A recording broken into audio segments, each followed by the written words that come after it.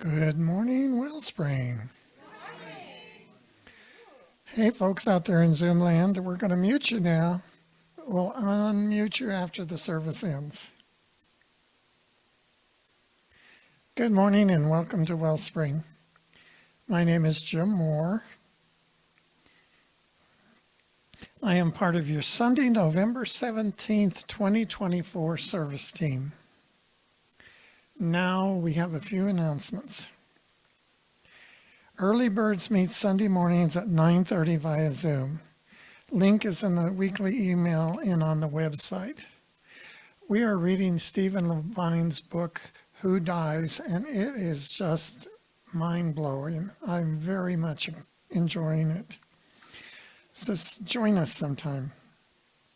Our speaker for today is our own Kamatara.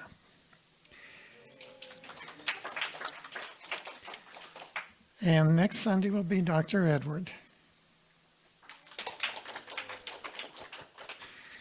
Our Thursday evening group continues to meet at 7 o'clock here in the social hall or on Zoom.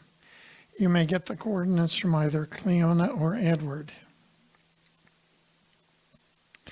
On Sunday, December 1st, we're going to have a Credo Sunday, which means you, the people of the congregation, are invited to speak about what Wellspring means to you and how your journey brought you here. If 2 or 3 people would agree to speak for 5 to 8 or 10 minutes, it would make for a nice service, and we'd all get a little better acquainted. The labyrinth is slowly coming along. Thank you for those who have contributed rocks. Please help by finding and bringing more rocks to line the pathway. Rocks should be about 6 to 8 inches in diameter. We're collecting them in the pergola area until time to construct the labyrinth. We need a lot of rocks, so rock on. We just recently heard about one of our members having a nice book about labyrinths, so we're going to get that book from her and kind of pick out the one we want, and that'll make the whole process go a little smoother. We, at our recent board meeting, we decided how to give out our third quarter tithe, which amounted to $1,213. The board decided to split it in half, and we're giving half to La Casa, which is the haven for battered families. And the other 50% goes to the wagon fund at the Community of Hope. Since the new ordinance went into effect that the unhoused can't use shopping carts or shopping baskets, this will give them some way to carry and keep their things together. Lastly, our prayer team remains ready to serve and support you. You may submit a request via our webpage or give it to Edward. Our prayer team meets virtually on Tuesday afternoons at 4:15 to pray with you. You may consider sitting in your quiet space during that time. We know we are one in spirit, and the energy of prayer knows no limits. Now we're going to have a little invocation.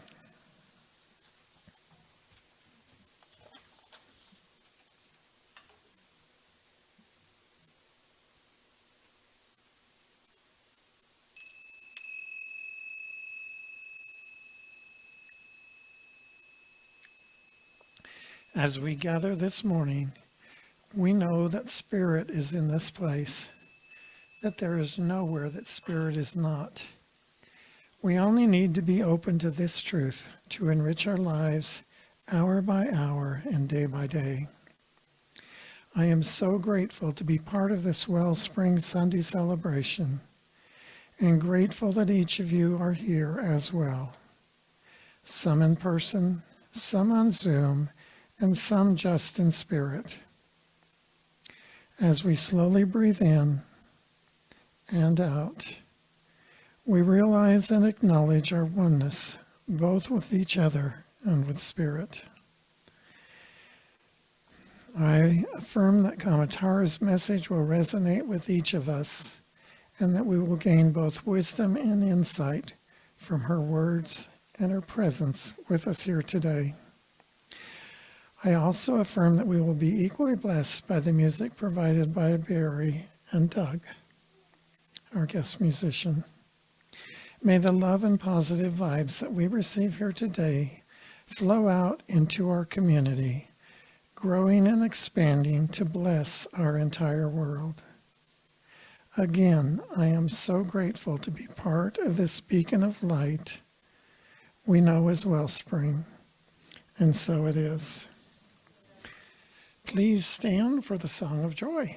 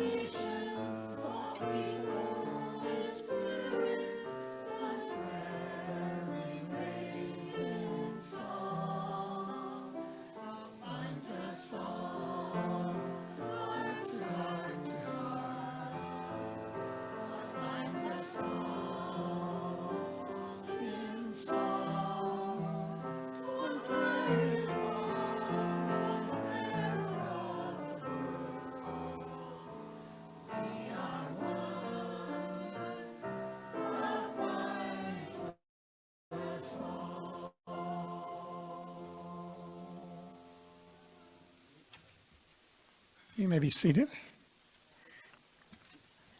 Now we're going to read together our vision, mission, and affirmation. Our vision: elevate spiritual consciousness in our world. Our mission: to support individual spiritual quests through celebration, study, counsel, loving fellowship, and service. Our affirmation: divine love, infinite goodness, and eternal peace are the law of my life. There is nothing in me that keeps spirit from expressing its purity through me. The paths of my consciousness are open. All that flows out from me is goodness, joy, truth, love, and abundance. Therefore, nothing less than these return to me. And so it is. Please be seated, and it's time for Doug to give us some special music.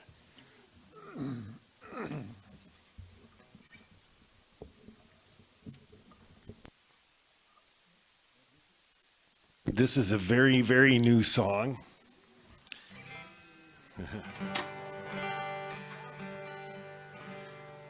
It came to me while I was trimming trees.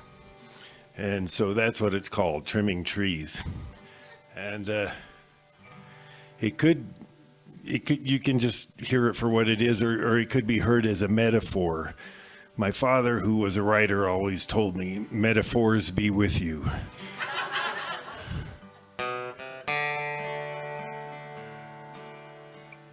It even includes some practical recommendations which seem obvious when you're doing this kind of a task. They seem obvious, but sometimes when you get deeply into a task like trimming trees, trimming things, you may forget where you are. So There's some actual practical instructions included in these lyrics.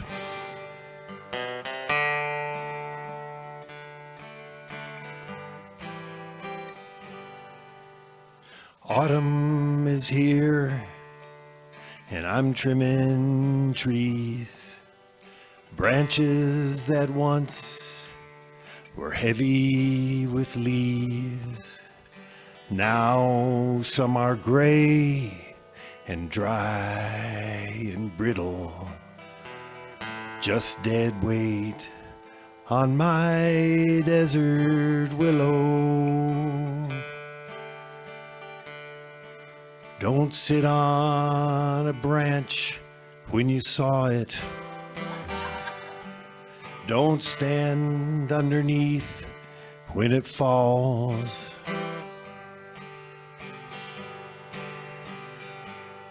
I know I'll leave some scars behind. If the cut is clean, they will heal in time.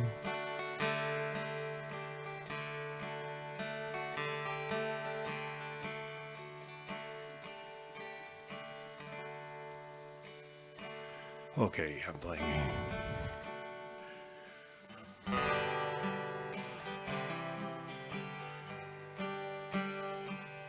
Be careful when cutting the leaves that are green, the ones that will grow with the coming of spring. I know I'm gonna leave some scars behind. If the cut is clean, they'll heal in time. Don't sit on a branch when you saw it. Don't stand underneath when it falls. If your blade is sharp and you cut on the mark, this tree is gonna be so beautiful and tall. Autumn is here, and I'm trimming trees, branches that once were heavy with leaves. And now some are gray and dry and brittle, just dead weight on my desert willow. When you're done, roughly measure and chop them, and stash them where they'll get even drier. On the coldest night of the winter, by God, they'll make a nice fire.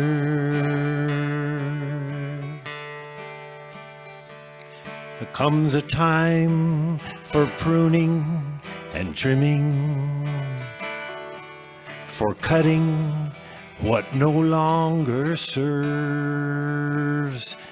You got to wring out the old before you ring in the new, and follow that new road wherever it swerves. Autumn is here, and I'm trimming trees, branches that once were heavy with leaves. Now some are gray and dry and brittle, just dead weight on my desert willow.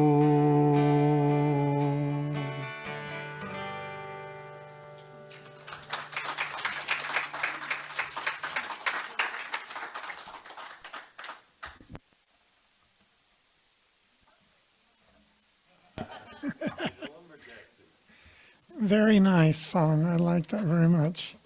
And I'll try to remember that advice you gave us. Okay, it's time for my reading now. And it comes from something that was written by Marianne Williamson. Our deepest fear is not that we are inadequate. Our deepest fear is that we are powerful beyond measure. It is our light, not our darkness, that most frightens us. We ask ourselves, who am I to be brilliant, gorgeous, talented, fabulous? Actually, who are you not to be? You are a child of God. Your playing small does not serve the world. There is nothing enlightened about shrinking so that other people won't feel insecure around you. We are all meant to shine as children do. We were born to make manifest the glory of God that is within us. It's not just in some of us, it's in everyone. And as we let our own light shine, we unconsciously give other people permission to do the same. As we are liberated from our own fear, our presence automatically liberates us.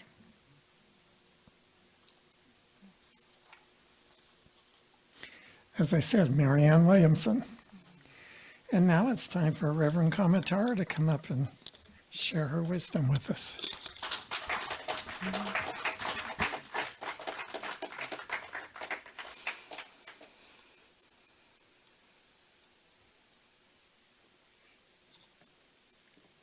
Awesome. Thank you.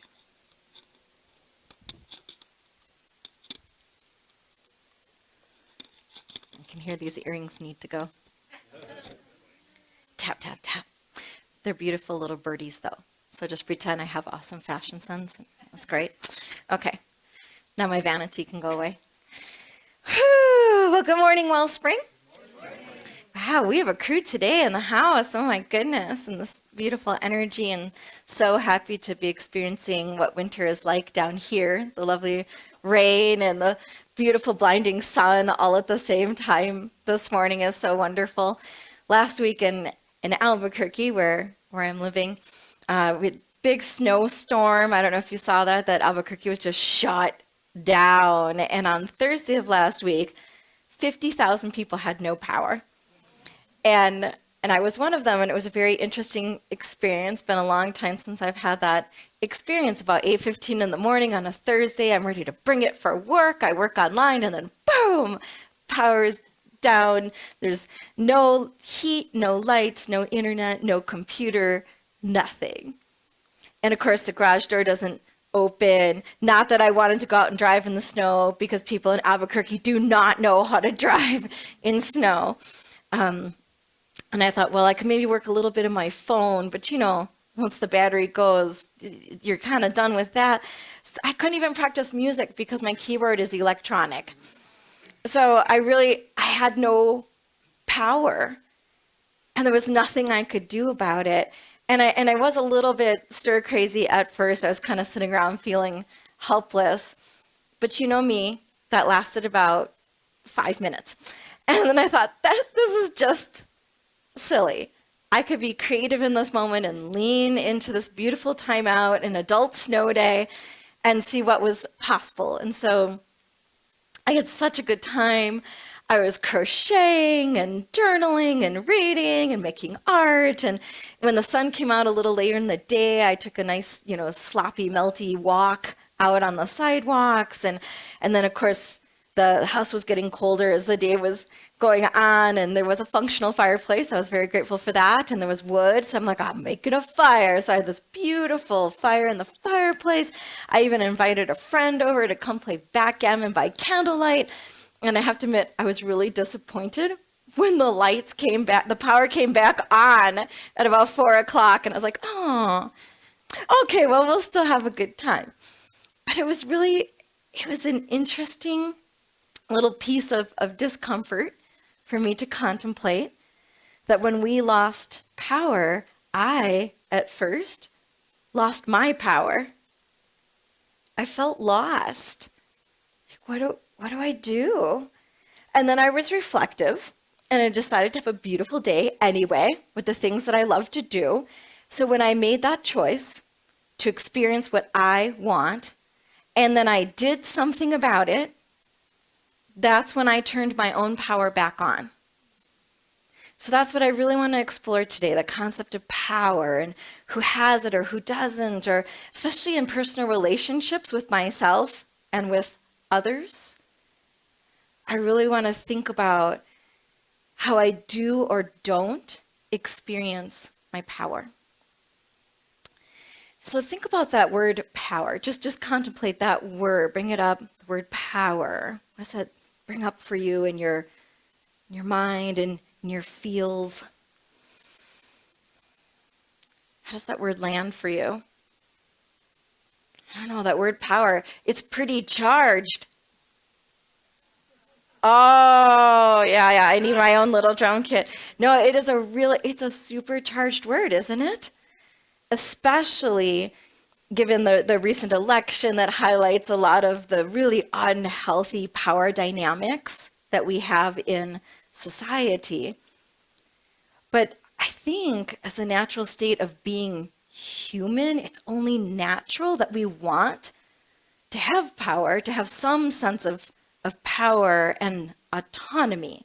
Like I can have the experience of power, I have access to it, I can use my power to direct my own life and have an impact. That just feels really natural, but there's so much stigma associated with power that it gets really murky really fast. Like absolute power corrupts absolutely, right? We know that phrase. Or, there's the people who hold the power over those who do not. Or if I have it, then you don't. It's like there's a poverty consciousness associated with power, that it's a limited source, that it's external, that it comes from, the title, the money, the fame. Where are you on the ladder? All of that, that's the dark side of power. And real, certainly we've had that experience. Welcome to human history. Yes, not saying that's not there, it is. But I'm just curious if there's more to it than that. So I looked up some interesting quotes about power. I really love this one from Mahatma Gandhi that says, "The day the power of love overrules the love of power, the world will know peace." That's a beautiful one. You could just contemplate that all week long. One from Abraham Lincoln, "Nearly all men can stand adversity, but if you want to test a man's character, give him power." Or from Thomas Macaulay, "The highest proof of virtue is to possess boundless power without abusing it." So power is neither good nor bad. It's all in how we use it. And from our good old friend, Francis Bacon, knowledge is power, right? But I do appreciate from Elie Wiesel, so Holocaust survivor, wrote the memoir Night. If you haven't read it, it's well worth your time. He says, ultimately, the only power to which man should aspire is that which he exercises over himself. So where does this power come from? How do we experience that power? Like, what power do we truly have over ourselves or over others? And me even just saying that kind of brings up some discomfort in how that's phrased. And, the old salty English teacher in me is like, I don't know, this word choice, it's bothering me, that preposition over. To have power over myself or power over others, it instantly brings up that power dynamic, the conflict, the us versus them, or what's even worse, myself versus myself. Wow, to have power over. So let's just change that one little preposition. If we just changed it, instead of over, if we said with, let's just try that on for size this morning. I have power with myself, capital S. power with the divine to co-create, or I have power with you to make this beautiful service happen. Like we have power in this community to do wonderful things together. Power with is just a really interesting thought. And then to take it a step further, that there's the power within, and then we experience the power without. And that seems much more in alignment with this spiritual community than the dark sides of power and all the unhealthy, crazy ways it gets wielded as a weapon. It's not it at all. Power is life affirming, assets based. It's the givingness of the spirit of the one. It's inherent within. So where is it? Where does it come from? Power is within. And we definitely believe in this spiritual community that it's given from the divine. It is inherent. There is nothing I have to do to earn it. I have power because I am. And one of my favorite phrases that you've heard me say many, many times when I pray is, I am aligned with the divine that is the presence and power within. If you ever feel off kilter, that is a great affirmation to pull out of your pocket. I am aligned with the divine that is the presence and power within. And it kind of echoes that thought, as above, so below. Or if you don't like going this way, you can think as within, so without. And that's where we're in that place of power, not force. If you want to go all Hawkins, for those of you who've read that, force says, I'm going to make this happen. And I know I have Olympic medals in that arena, but I'm trying to cut back. So when I'm functioning from my place of power, that's where things are attracted and come together, and they happen naturally, almost of their own accord. And it's a totally different feel. And I know when you're in alignment with power versus when you're being a force. It's a total, right? You know what that is. So if we know we have the power within and we know what it feels like to be in alignment with that power, then how can we have that experience of our power outside of ourselves? So I think there's three really big ways. There's probably way more, but these three came top of mind to me of how I can experience my within power without. The first one is to recognize that I have the power to live authentically. To thine own self be true. That is the ultimate expression of my power. That I can be as authentically myself as I can handle. That expression of the divine, living from that place of wholeness without apology. And that's part of what that beautiful quote from Marianne Williamson gets at. Who am I called to be? And shine my light. Don't dim it, because I might intimidate other people, or they might oh, you're too much. And when you're growing up, did you get all the twos? You're too much. You're too loud. You talk too much. You're too this. And then it gets stuffed, and it gets stuffed down, and it gets stuffed down, and I'm in this tiny little shoebox. So no more of that. I have the power to live authentically from a place of wholeness, without apology. Full-on expression of the divine. That's powerful. I also know that I have the power to live consciously.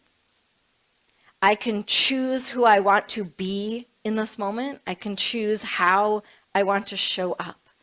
Like in A Course in Miracles, I choose peace instead of this. Or everything is either love or a call for love. Okay, so how can I show up as love in this moment? Or what would love do now? I have that power. I do. Wow, you do too. That's really powerful, to consciously choose how we show up. Another way that I can experience my power within, outside of myself, is to know that I have the power to live creatively. I create my reality. I can't control everything that happens. That doesn't work. But I can choose how I react to it. I can direct my reality by the way I experience it. the stories that I'm telling, what I choose to do next, I can make a new choice. So I have the power to live creatively. Those are very powerful thoughts. I can live authentically, consciously, and creatively. And Ernest Holmes, the founder of religious science, would agree. I found some awesome quotes from him in 3 different sources. So this first one, A New Design for Living, he writes, "We have conscious access to a creative power which is ready, willing, and able to respond to us constructively. Our conscious and specific use of this power is limited only to our awareness and understanding of it." And in this thing called You, he writes, "When you say all things are possible, you mean that the power which created the planets is now operating in your affairs, in and through everything you do." How's that for power? And in The Art of Life, he wrote, "Our difficulty lies not so much in contradicting this truth as in cultivating an inner awareness, a deep spiritual realization that we are one with all the presence and all the power that there is."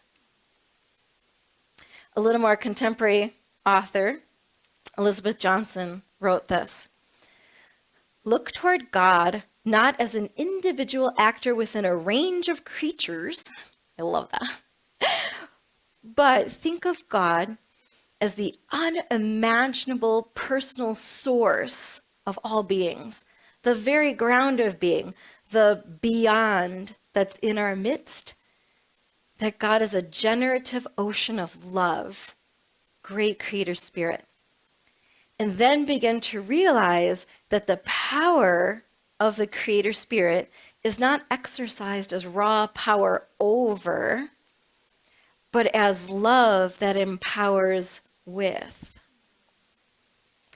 God's creative activity brings into being a universe endowed with the innate capacity to evolve by the operation of its own natural powers, making it a free partner in its own creation." Let me say that a different way, because that was kind of a whopper. I am a free partner in my own creation. I am endowed by the universe with an innate capacity to evolve just by operating my own natural powers. I am empowered by the love of the divine. Right. So true power from the divine, it cannot be taken away. Someone could take your freedom. They could take your money. They could take your car. They could take your job. They could take your home. They could take your dog. And they stole my Bible. No, just kidding. Sounds like a Western song. But they can't take your power. It's inherent within. But here's the rub, as you may have experienced. It is completely possible to give our power away. So take a moment right now, little field scan, metaphysical workbench like we do. Think about your own life. Is there any place or arena or person or situation where you're just giving your power away?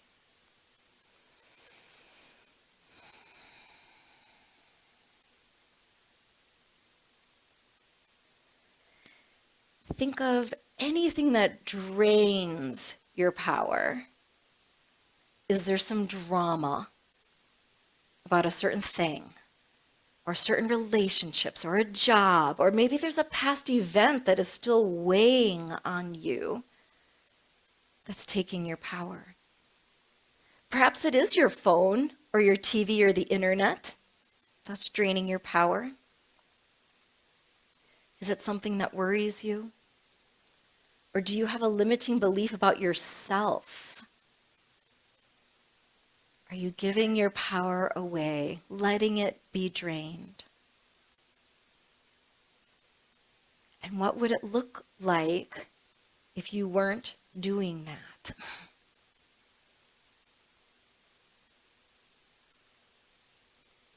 How would you make a different choice inside of that?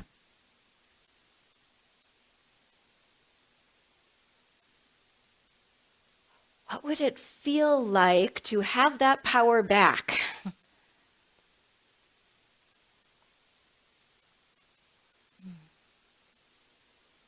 I'll tuck that away in your little metaphysical pocket for later. You can come back to that and contemplate some more and see what comes up to be known for you.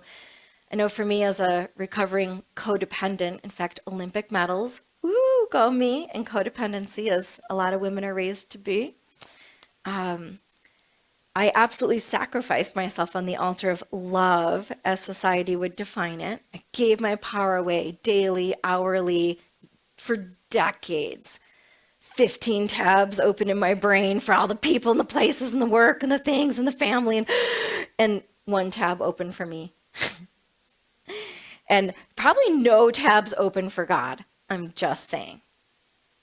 If I'm trying to run the whole circus myself.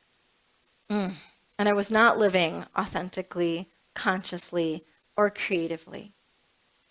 It makes me think of a line from a very powerful musical artist named Maestra.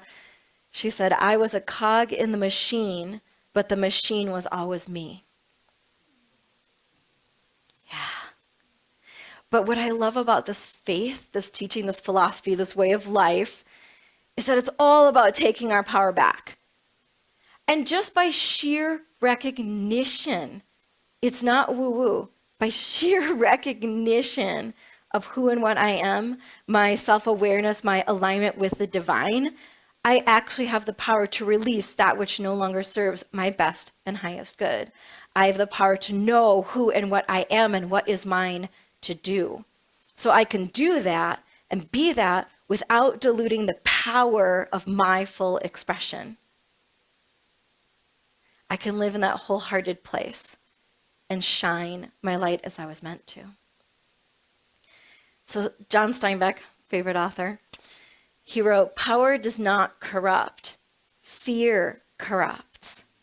And perhaps it's the fear of a loss of power." So maybe that's a little more nuanced. Do you fear the loss of your power? Go a little bit deeper with that this week.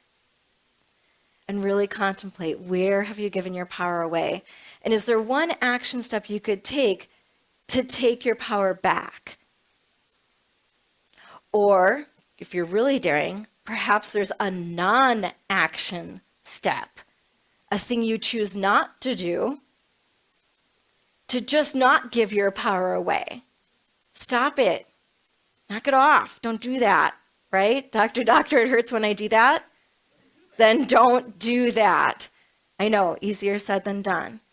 But sometimes the silence is just as important as the music in a film score, right? So maybe it's an action step for you. Maybe it's a non-action step, and that would be just as huge.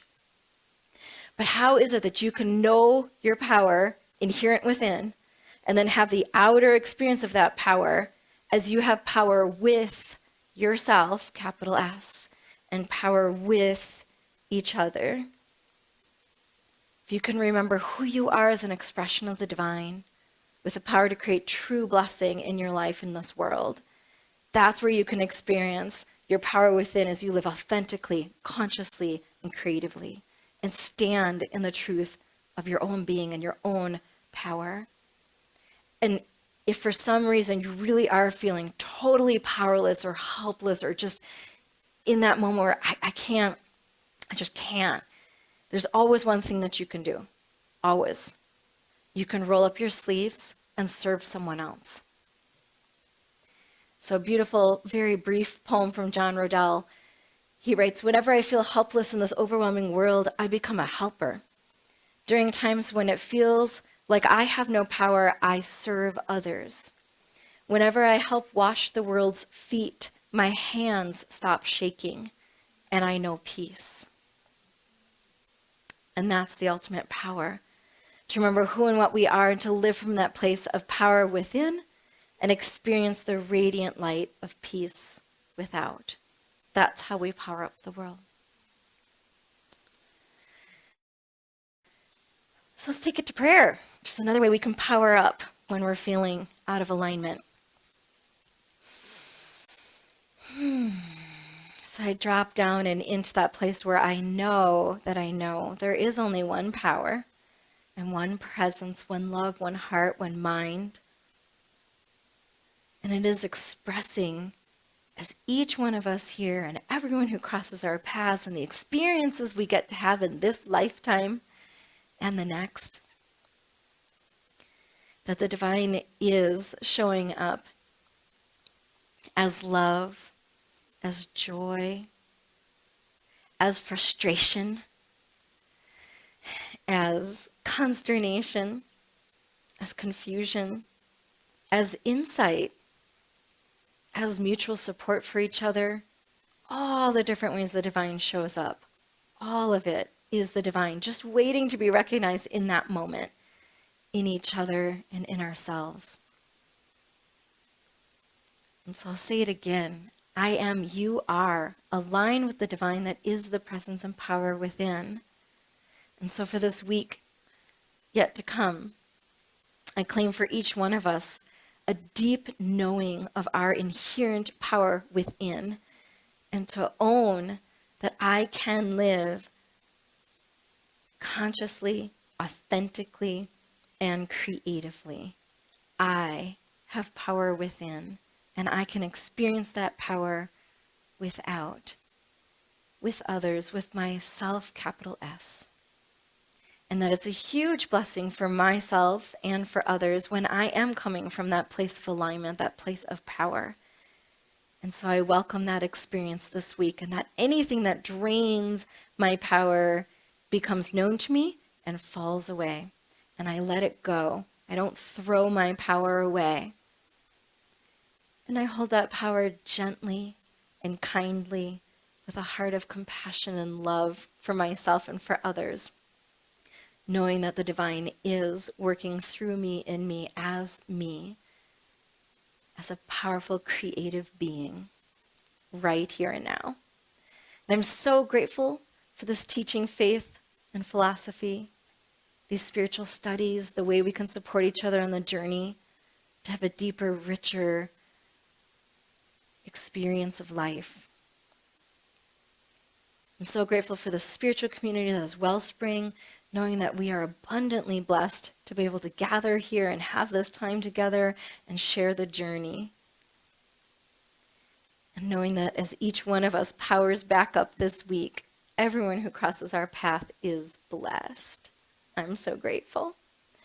So taking this prayer, everything that was spoken and unspoken and all the arenas that might be draining our power, we're going to just offer that up onto the altar of the divine, surrender it to God, knowing that the way is made clear for such beautiful expressions of our power all week long. So knowing that all is well, I let it go and let it be. And so it is.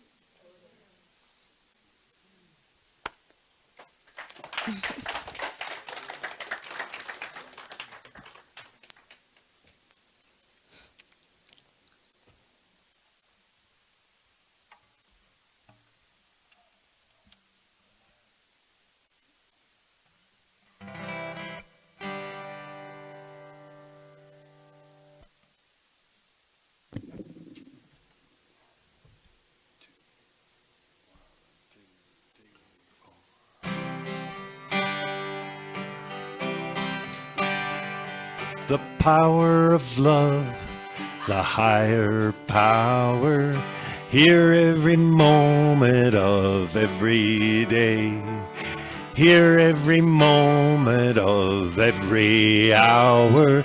I'm taking it with me all along my way.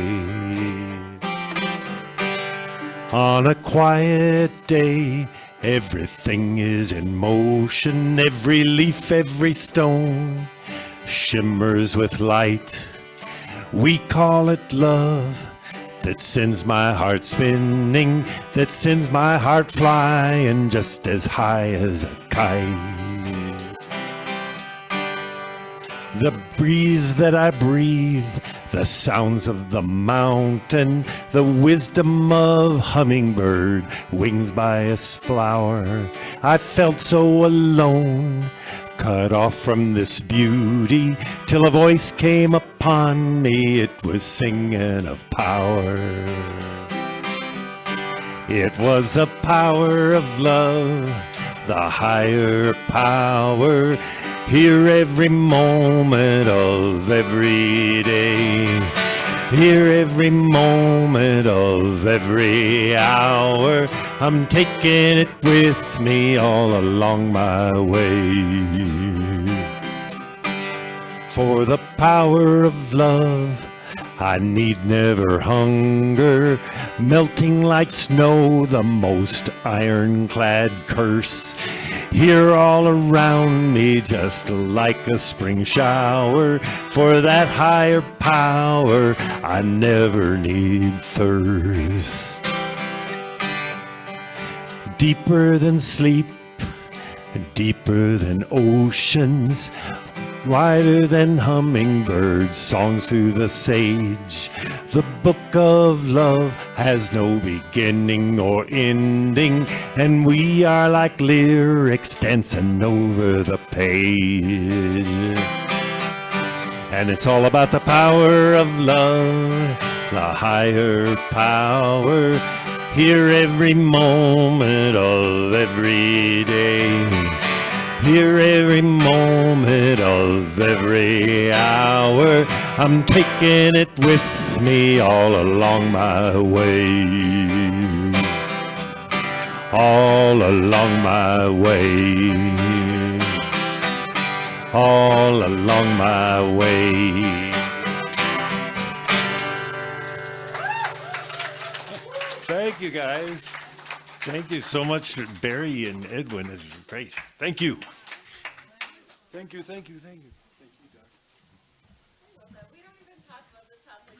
It's like, here's the song. One line, spirit. Okay.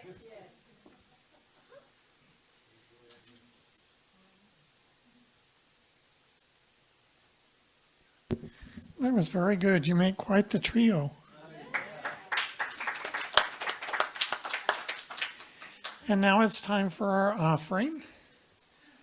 Someone want to pass the basket?